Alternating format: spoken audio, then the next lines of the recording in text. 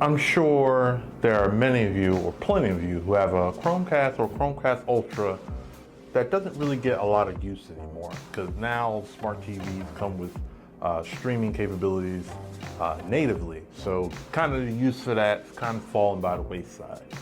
So Google has been paying attention to that and decided to do something about it. So this is what they did, the all new 2020 Chromecast with Google TV. So what this does is just take something you just stream content from your phone with into an entire streaming solution on a dongle and a remote.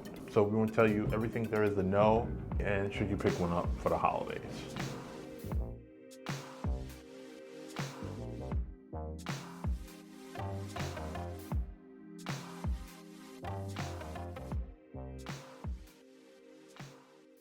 So with the 2020 model, you got more or less the same design.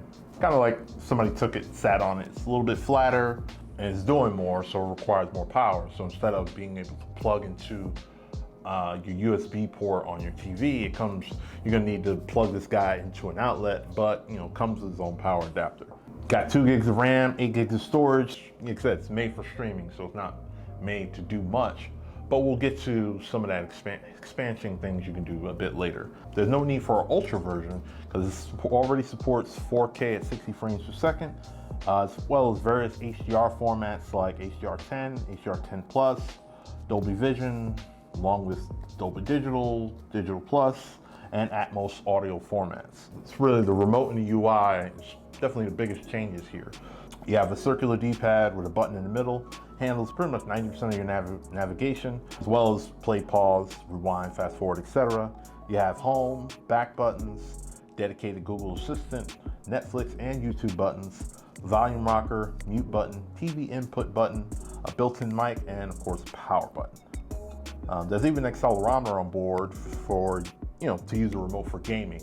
So Stadia isn't here yet, but there are a few titles that you can use and do some gaming with. It's small enough to have every button accessible one-handed. Then it has its own IR blaster, so this thing can replace your TV remote. So, I can power on my TV, I can turn the volume up on my Sonos Playbase with it and everything, so it works great. Now, this isn't Google's first rodeo in regards to a TV interface. Many moons ago, there was a thing called Android TV, and it was on several TVs. A lot of companies actually still use it. I think Sony, Hisense, a few other companies still use it. So Google TV is pretty much Android TV rebranding, a facelift more or less. It has tons of offerings of apps and stuff to stream. ABC, Amazon Prime, CBS All Access, DC Universe, Disney Plus, Hulu, HBO Max, Netflix, of course, Sling TV, Stars, kind of pretty much everything except Apple TV Plus. The new UI is clean. It's kind of reminiscent of the latest iteration of Amazon Fire's UI, somewhat customizable, and a pretty accurate voice search feature. The performance of it all works out pretty well. I only came across occasional lag or taking a few minutes to load the home page every here and there. So outside of that, it was fine. If you're a YouTube TV subscriber, you'll see a live tab to see what content is playing on live TV. It also does a good job of recommendations based off what you're viewing. However, it will suggest content from platforms you're not paying for. Maybe like, hey, since you watch this, but then you have to subscribe or pay or something. So that's something that does come up every here and there. And of course, Google TV still being powered by Android, you can still sideload apps, access developer settings, and more. We almost forgot, there's a few tidbits that we forgot to add to this. You only can support one Google account at a time when using it. That shouldn't be an issue, but it's just something worth noting.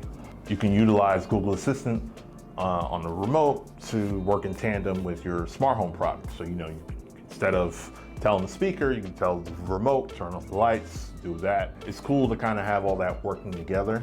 Pro tip though, you can add a USB-C hub and add like game controllers, thumb drives, Ethernet adapters, or different things to kind of get a lot more out of your Chromecast. If you want to do more, you can get more.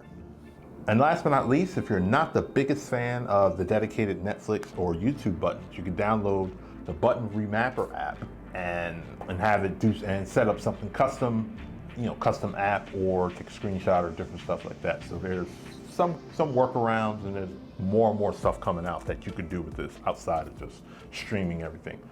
Just like the very first model was, this is definitely a must-have in your home, especially if you're a cord cutter and you don't have a solution.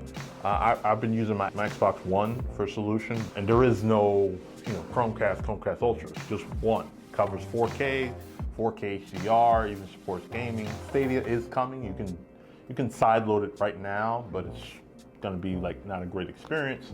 But when it does come, hopefully it'll be interesting. And to do all that for 50 bucks, I mean, they kind of done it again.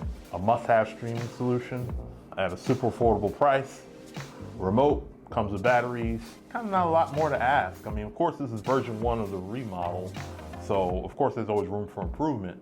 But for this one version, I'm definitely impressed, and I'm definitely enjoying mine. And I think for those of you looking for something like that, I think you will too. We'll have affiliate links in the description below for those of you interested in picking one up. Thanks for stopping by. Don't forget to like, share, and subscribe if you have yet to do so. And see you in the next video. Peace.